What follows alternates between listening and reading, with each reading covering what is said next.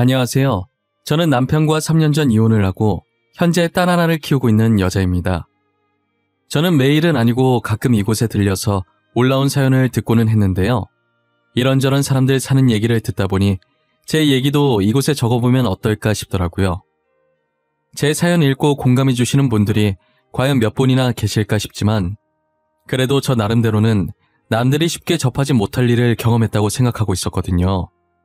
그래서 이렇게 익명의 힘을 빌어서 조심스럽게 사연을 보내보려고 합니다. 저는 이제껏 부유한 집안 형편에 내리막길 없이 늘 잔잔하게 평탄한 삶을 살아왔었어요. 하지만 그런 제 삶이 내리막길, 아니 가파른 절벽길이 생겨날 거라고는 상상조차 못했었어요. 어쩌다 제가 절벽길을 마주하게 됐는지 지금부터 여러분들께 들려드리려고 해요. 저는 지금으로부터 7년 전쯤에 평범한 직장인인 남편을 만나 결혼을 했었어요. 남편 집안은 엄청 부유하지도 그렇다고 가난하지도 않았어요. 흔히 볼 수 있는 되게 평범한 집안이었죠. 반면 저희 집안은 남편과 다르게 뼈대 있는 양반 가문의 부유한 집안이었어요. 아버지는 할아버지께서 남겨주신 회사를 운영하고 계시고 어머니는 전업주부셨어요. 가진 게 많은 분들이라 그런지 어떤 일이 닥쳐도 조급해하지 않고 늘 여유가 넘치셨어요. 평소에도 돈 많다고 유세를 떨지 않는 인자한 분들이셨죠.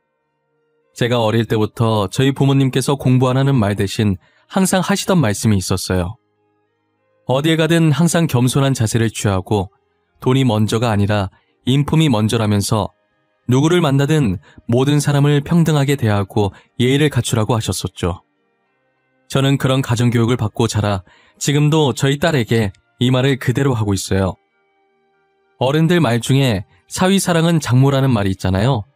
저희 집안은 친정 어머니뿐만 아니라 친정 아버지도 남편을 많이 아끼고 좋아했었어요. 친딸인 제가 질투가 날 정도로 하루 종일 정서방 노래를 불렀었거든요. 좋은 게 생기면 저희 남편한테 제일 먼저 주고 가끔은 사고 싶은 거 사라고 돈도 턱턱 주시더라고요. 제가 달라고 할 땐 며칠 동안 옆에 붙어서 징징거려도 안 주더니 남편한테는 어찌나 잘 주던지 누가 보면 남편이 아들인 줄 알겠더라니까요. 그래도 시댁 식구들과 남편이 평상시에 제게 잘해주셨기 때문에 싫진 않았어요. 오히려 부모님께서 저 대신 시댁을 챙겨줘서 늘 고마운 마음이 컸죠. 아버지는 늘 출장 갔다 오시면 남편 선물과 시부모님 선물을 사서 제게 챙겨주셨어요. 하나뿐인 딸 이렇게 점수 따서 이쁨 받아야 한다면서 말이에요. 그 덕분인지 저는 시집살이 하나 없이 공주 대접 받으면서 잘 지내고 있었어요. 남편은 항상 제가 일 마치고 집에 오면 수고했다고 팔이며 다리며 열심히 주물러주기 바빴고 시댁 식구들은 가끔 제가 시댁에 놀러가서 뭐라도 거들려고 하면 손 하나 까딱 못하게 하셨죠. 그렇게 행복한 신혼생활을 보낸 지 8개월 만에 제가 임신을 하게 된 거예요. 아이를 천천히 가질 생각이었는데 생각보다 빨리 찾아오는 바람에 저희 둘 다 당황했어요. 하지만 양가 부모님들은 저희와 다르게 경사났다면서 너무 좋아하시더라고요. 저희도 좋은 게 좋다고 이왕 임신한 거 정말 좋은 부모가 되겠다고 마음먹었죠. 제가 첫째가 딸이라는 소리를 듣고 혹시나 시부모님께서 서운해하시면 어쩌나 했는데 딸이면 어떠냐고 아들은 다음에 낳아도 된다면서 오히려 저를 더 걱정하시더라고요. 저를 친딸처럼 생각해 주시는 시부모님을 보고 괜히 눈물이 나서 아이처럼 소리내서 엉엉 울었어요. 그때가 식당이었는데 갑자기 제가 오니까 시부모님이 당황하셔서 어쩔 줄 몰라 하시더라고요. 그날 집 가는 길에 시어머니께서 말씀하시길 아들 못 낳아서 집 가면 구박받을까봐 우는 건 줄 아셨대요. 저는 그렇게 남편과 시댁 식구들의 사랑을 받으며 딸을 낳았어요. 딸이 어찌나 애교가 많은지 저희 집에서 웃음이 끊길 날이 없었어요. 얌전해서 잘 울지도 않고 잘 시간 되면 잘 자고 효녀가 따로 없었죠. 특히나 저희 애가 다른 애들과 다르게 사람을 잘 보고 잘 웃는데 웃는 모습이 얼마나 이쁜지 몰라요. 하루가 다르게 훌쩍 커가는 아이의 모습을 보는 재미에 살았었어요. 저희는 딸아이를 낳은 지 2년 만에 둘째를 임신하게 됐어요. 그런데 임신과 동시에 저희 아버지 사업이 망해서 전 재산을 다 날리게 된 거예요. 아마도 그때부터 시댁 식구의 본색이 드러나기 시작했던 것 같아요. 부자가 망해도 3대는 간다는 말이 있었는데 저희 가족은 어찌 된 게 3대는커녕 3일도 못 갈 만큼 재산이 모조리 다 날아갔더라고요. 그래도 불행 중 다행인 게 친정집만큼은 지켰더라고요. 저희 아버지 사업이 망한 뒤로 죽으라고 하면 죽는 신용이라도 했던 남편이 변하기 시작했어요. 평소에 돈 관리를 제가 하고 있었는데 이제 각자 하자고 하더라고요. 우리 돈 관리 당신이 했었잖아. 이제 각자 하기로 하자. 내 통장 어디 있어? 이번 달부터 내 돈은 내가 관리할게. 갑자기 왜? 언제는 내가 재무팀에 있어서 돈 관리 좀 해달라더니 당신 혹시 돈 필요해? 돈 필요해서 이러는 거면 필요한 만큼 내가 줄게. 아니, 그건 아니고 남자가 그래도 수중에 돈을 들고 있어야지. 언제 급한 일 생길지 모르잖아. 그리고 아버님 회사 부도나셨다며? 혹시나 해서 말하는데 나 도와줄 돈 없어. 뭐야, 나 돈 빌려달라고 한 적도 없는데 서운하게 꼭 그렇게 말해? 우리 집 일은 우리가 알아서 할 거야. 당신한테 손 벌릴 일 없어. 그럼 됐고 일단 내 통장 줘. 이번 달부터 내가 관리하겠다는 마음은 변함없어. 제가 아버지 회사 망했다고 남편한테 도와달라고 한 적도 없는데 저렇게 딱 잘라서 말을 하니 제 입장에서는 엄청 서운하더라고요. 솔직히 저희 부모님이 그동안 남편한테 얼마나 잘했는데요. 딸인 저보다 남편을 더 챙겨주고 아껴줬는데 저렇게 말하면 어느 누가 안 서운하겠어요. 저는 남편에게 서운했지만 뭐라 말도 못하고 혼자 속으로 끙끙 앓고 있었어요. 그리고 남편뿐만 아니라 시댁 식구들도 저를 대하는 태도가 냉랭해지더라고요. 손 하나 까딱 못하게 하셨던 시어머니께서 틈만 나면 저를 시댁에 호출해서 이거 해라 저거 해라 사소한 거 하나까지도 시켜먹고 계시더라고요. 임신 초반이라 조심해야 한다고 했지만 두 번째 임신은 괜찮다면서 정말 말도 안 되는 억지를 부리시면서 저를 시켜먹는 거예요. 그리고 저 하나로 모자라 첫째 딸한테도 막대하는 게 보이기 시작하면서 뱃속에 있는 아이도 딸이라고 할까봐 겁나서 일부러 아이 성별도 묻지 않았어요. 시어머니는 또 저를 호출하셔서 친구들 올 거니 빨리 와서 음식을 만들라고 하시더라고요. 하필 제가 첫째랑 다르게 둘째를 가졌을 때 입덧이 심했었어요. 음식을 만드는데 저도 모르게 계속 헛구역질이 나오더라고요. 이게 참으려고 해도 참아지는 게 아니잖아요. 그래도 저 나름대로 한번 참아보겠다고 이를 악물고 있었는데 시어머니께서 잠깐 제가 헛구역질하는 소리를 듣고선 들고 있던 소쿠리를 제 쪽으로 던지시더라고요. 더럽게 음식 만들면서 뭐하는 짓이야? 왜? 아주 토를 해라 토를 해. 지금 내가 음식 좀 만들라고 했다고 시위하는 거야? 어머님 죄송해요. 제가 입덧이 심해서 참아보려고 했는데 참아지지가 않았어요. 진짜 일부러 그런 게 아니거든요. 헛구역질한 음식을 더러워서 어떻게 먹어? 다 갖다 버려! 하여튼간에 잘하는 게 하나도 없어. 저는 결국 했던 음식들을 다 버리고 다시 만들기 시작했어요. 이번엔 제 옆에 와서 음식을 집어 먹으시더니 맛이 이게 뭐냐고 손가락으로 머리를 미시더라고요. 제가 여기서 왜 이러고 있어야 하는지도 모르겠고 왜 이런 대접을 받고 있는지도 모르겠더라고요. 그땐 이게 다 저희 아버지 사업이 망해서 이러는 건 줄 정말 생각지도 못했었어요. 도대체 이게 무슨 영문인지도 모른 채 시댁 식구들한테 무작정 당하기 시작한 거예요. 임신 5개월 정도 됐을 때가 추석이었는데 정말 다시 떠올리고 싶지도 않은 기억이에요. 몸이 좋지 않아서 남편 먼저 보내놓고 저 혼자 뒤늦게 시댁으로 향했었어요. 남편은 시어머니께 말씀을 안 드린 건지 제가 들어가자마자 화를 내시더라고요. 네가 아직까지 부잣집 공주님인 줄 알아? 명절에 시댁에 와서 일을 도와야 할 거 아니야? 멀쩡한 며느리 두고 늙은 시애미가 이걸 다 준비해야겠어? 어머님 죄송한데 제가 몸이 안 좋아서 조금 늦었어요. 그리고 1시간밖에 안 늦었는데 그게 이렇게까지 화낼 일이에요? 당신 어머니한테 버릇없게 지금 이게 뭐 하는 짓이야? 그냥 죄송하다고 하면 끝날 일을 굳이 말대답해야겠어? 당신이 아프다고 말만 해줬어도 어머님이 이렇게까지 화 안 내실 거 아니야. 내 말이 틀려? 내 말이 맞잖아. 아니다. 그냥 말을 말자. 싸울 힘도 없다. 너 지금 하늘 같은 남편한테 말버릇이 그게 뭐야? 너희 부모님이 그렇게 가르치셨어? 어? 어머님, 말 한번 잘 꺼내셨어요. 저희 부모님이 그동안 시댁 식구들한테 얼마나 잘했는데요. 기억 안 나세요? 그런데 어떻게 저한테 이런 식으로 하실 수가 있어요? 시어머니 입에서 저희 부모님 얘기 나오니까 순간 울컥하더라고요.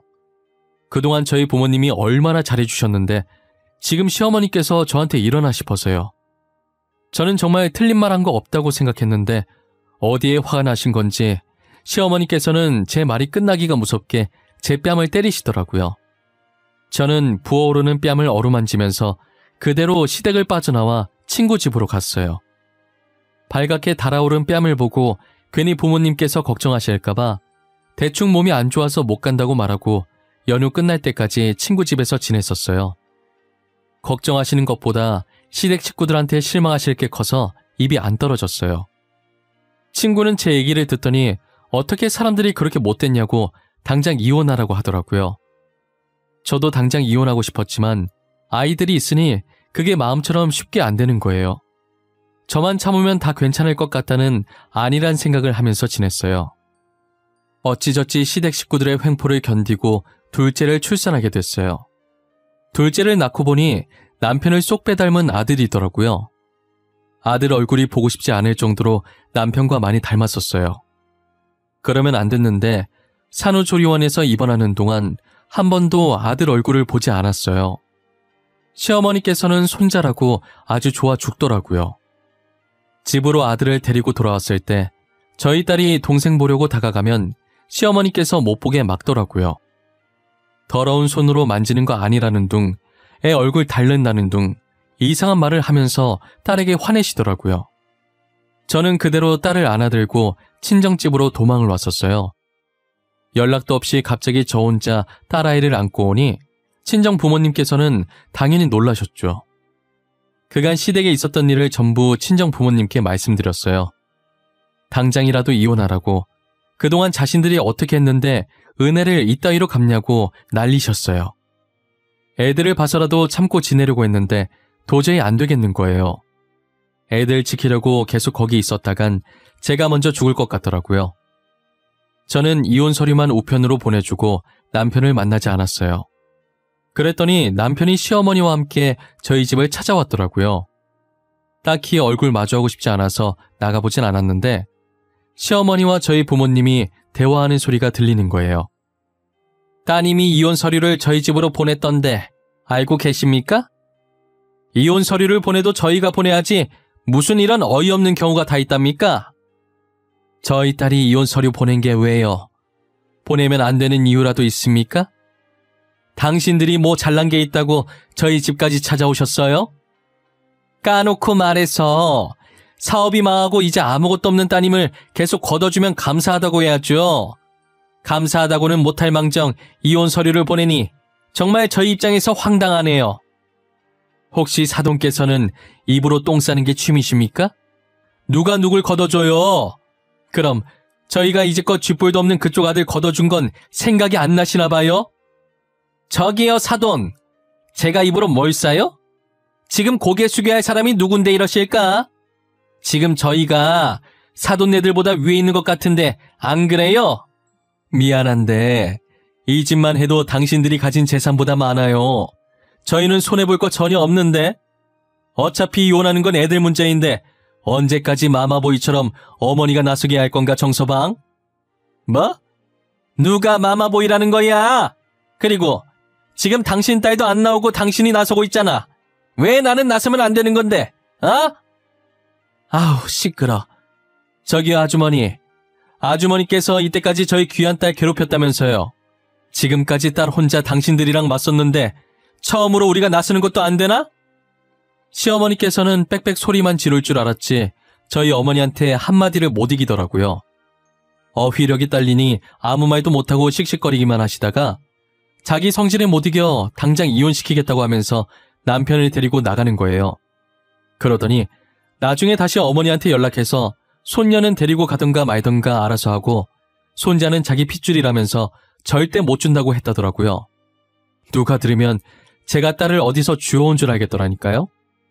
아들이 남편이랑 너무 쏙 빼닮아서 어차피 데려오고 싶은 마음도 없었어요. 그렇게 저희는 합의 이혼을 했고 혼인 파탄의 책임이 시댁에게 조금 더 있다고 판정이 나서 저는 위자료를 조금 챙기고 완전히 헤어졌어요. 혼자서 딸아이를 키우게 됐지만 어릴 때부터 워낙 순했기 때문에 크게 어려움은 없었어요. 저희 부모님 말도 얼마나 잘 듣던지 이쁨 받으면서 잘 자라고 있었죠. 그리고 아버지께서는 어떻게든 집안을 다시 살려보겠다고 아등바등 거리셨어요. 평생 회사에 앉아만 계시다가 난생 처음 몸쓰는 막노동을 해보셨어요. 역시 나이도 있으시고 고된 일을 처음 해보시니 하루 만에 알아놓으셨더라고요. 어머니도 식당 일을 하셨지만 좀처럼 집안이 일어날 기미가 안 보였어요. 끝까지 친정집을 지켜보려고 했는데 결국 그 집을 팔고 이사를 가기로 결정했어요. 그런데 어차피 집이 크니까 파는 것보단 그 집을 다른 사람한테 월세나 전세를 주고 그 돈으로 두 분이서 살만한 원룸이나 투룸을 구하는 게 낫겠다는 생각이 드는 거예요. 제가 계산을 해보니 그렇게 해도 돈이 남았었거든요. 부모님은 제 말처럼 본가를 다른 사람에게 월세 내어주고 그 돈으로 투룸 월세를 구하셨어요. 그리고 저희는 이사갈 준비를 하려고 짐을 싸고 있었죠. 이삿짐 정리를 하는데 서랍 안에 자물쇠로 잠긴 낡은 상자가 하나 나오더라고요. 자물쇠 비밀번호를 알아야 하는데 아무도 비밀번호를 몰라서 결국 칼로 상자를 잘라버렸어요. 낡은 상자 속엔 상자만큼이나 낡은 땅 문서가 들어있었어요. 그것도 하나가 아니라 둘이나 들어있더라고요. 할아버지가 몰래 숨겨놓으셨던 땅 같았는데 명의를 보니 제 이름으로 되어 있더라고요. 문서와 함께 편지가 하나 있었는데 혹시나 집안이 망하게 될 때를 대비해서 제 이름으로 땅을 사두셨다고 적혀 있는 거예요. 할아버지는 정말 몇 수 앞을 내다보고 계셨던 건지 저희 부모님이랑 편지를 보면서 감탄했어요. 현재 그 땅 시세가 얼마나 될까 궁금해서 알아보니 현재 하늘을 찌르고 있더라고요. 제가 곰곰이 생각해보니 요즘 들어서 자꾸 저한테 땅 팔라는 전화와 문자가 왔었는데 저는 당시에는 단순하게 신종 보이스피싱인 줄만 알았었어요.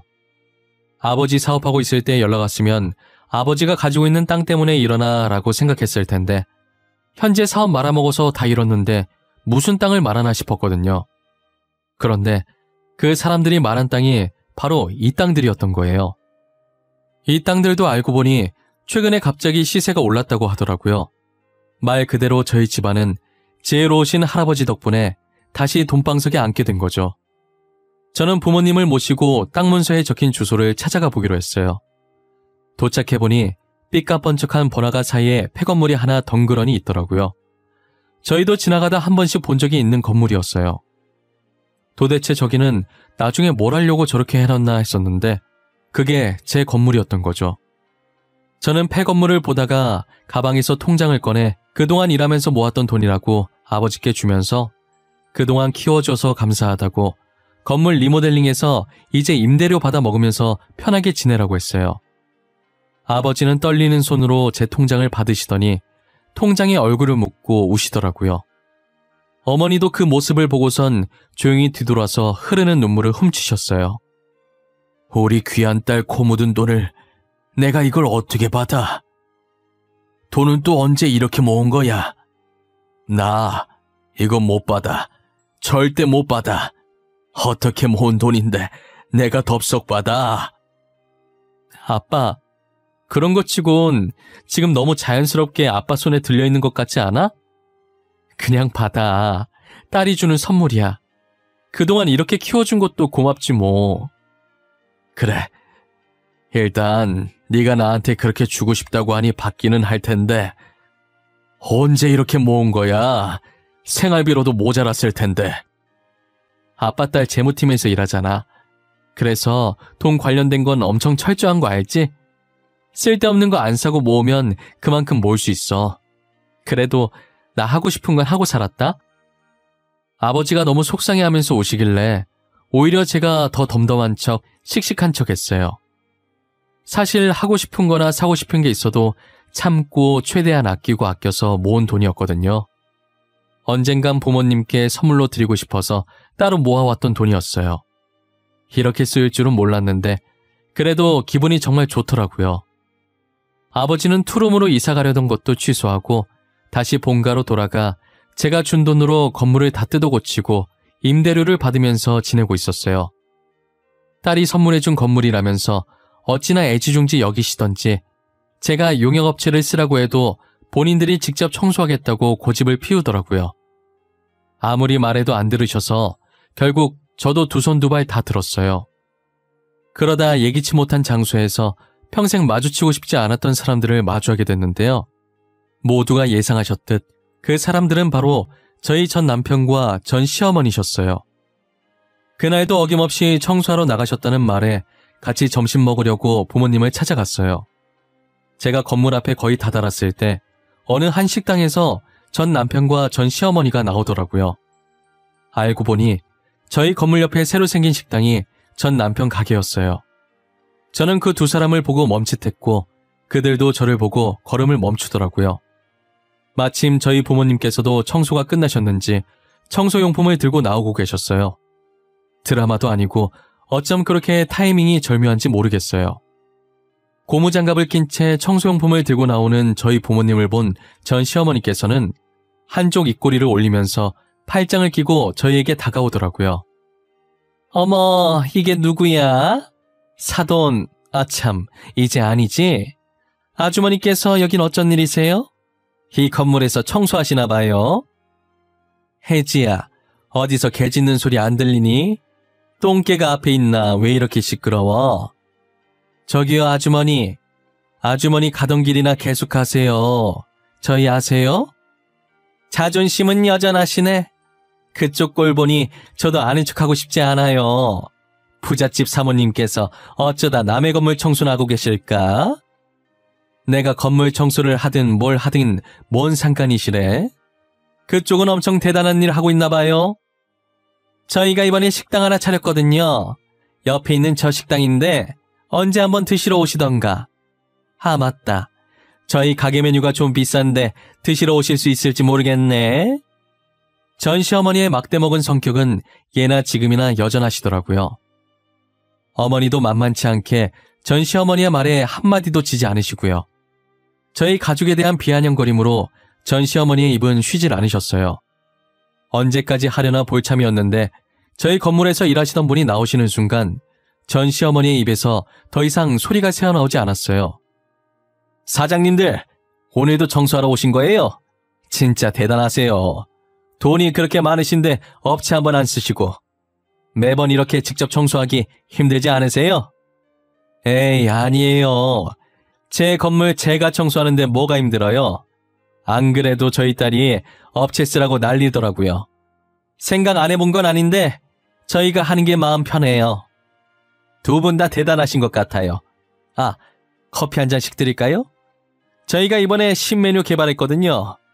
여기서 일한 지도 1년이 지났는데 이제껏 임대료 한 번을 안 올리시고 정말 너무 감사해요. 아니에요. 지금같이 경기도 안 좋을 때 임대료까지 올리면 자영업자는 뭐 해먹고 살아요. 있는 사람이 좀 도와주고 하는 거죠. 신메뉴 맛이 어떨지 궁금한데 한 잔 마셔볼까요? 저희 어머니와 세입자의 대화를 듣던 전 시어머니와 남편은 가만히 서서 눈만 굴리고 있더라고요.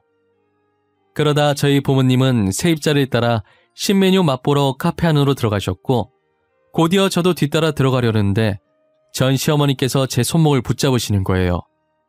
전 시어머니의 표정을 보니 제게 묻고 싶은 말들이 너무 많아 보이시더라고요. 저는 그 손을 뿌리치고 아까 전 시어머니가 저희 부모님께 그랬듯 똑같이 팔짱을 끼고 무슨 할 말이라도 있냐는 표정으로 쳐다봤어요.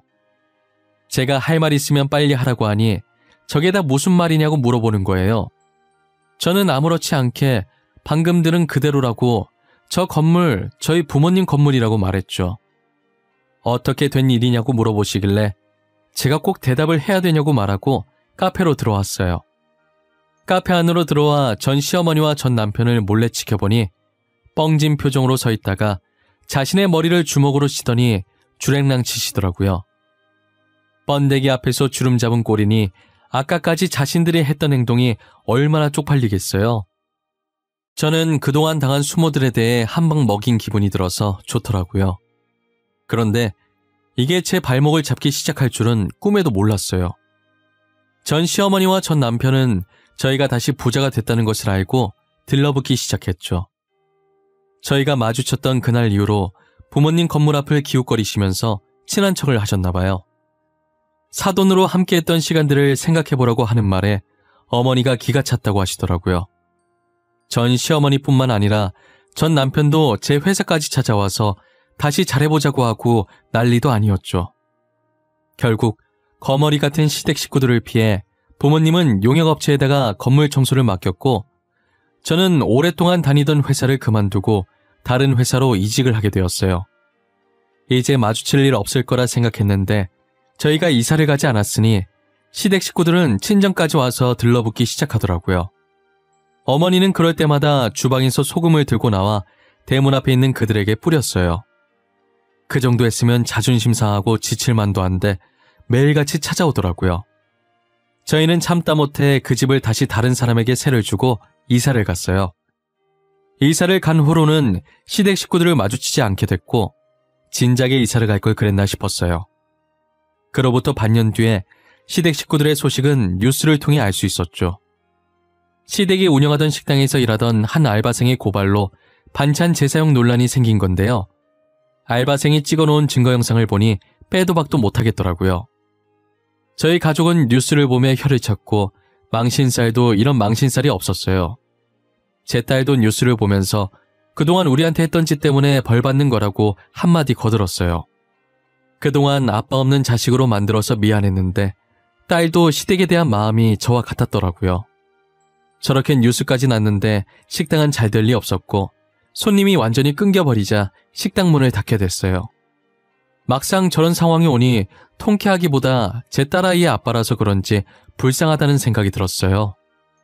그러다 저와 딸에게 한 행동을 곱씹으며 상처 준 만큼 돌려받는 것뿐이라고 독하게 마음먹었죠. 지금 저희 가족은 예전보다도 더 잘 지내고 있어요. 딸도 이제 유치원을 다니면서 아빠 없이도 씩씩하게 잘 커주고 있고요. 저와 저희 부모님도 아빠의 빈자리를 못 느끼게 해주려고 노력하고 있어요. 딸이 남편보다 저를 닮았는지 어린 게 똑 부러져서 벌써부터 말을 되게 잘하더라고요. 저는 요즘 딸아이 하나만 바라보면서 열심히 이 각박한 세상을 잘 버티고 있어요. 딸아이를 안 낳았으면, 아니, 딸아이를 안 데리고 왔으면 어쩔 뻔했나 싶어요. 혼자 살겠다고 도망쳐 나왔으면 분명 이렇게 행복하게 살지 못했을 거예요. 저는 딸아이가 지금처럼 저희와 추억 많이 쌓으면서 행복하고 씩씩하게만 자라주었으면 좋겠어요. 공부 못해도 되니까 오래오래 제 옆에 있으면서 건강만 했으면 하는 바람입니다. 여러분들도 실패했다고 바로 좌절하지 마세요. 저희 가족처럼 언젠가는 정말 특별한 행운이 찾아올 거예요. 제 이야기는 여기까지입니다. 여기 계신 모든 분들이 행복한 꽃길만 걸으셨으면 해요. 제 긴 이야기를 들어주셔서 정말 감사하고 늘 건강하세요.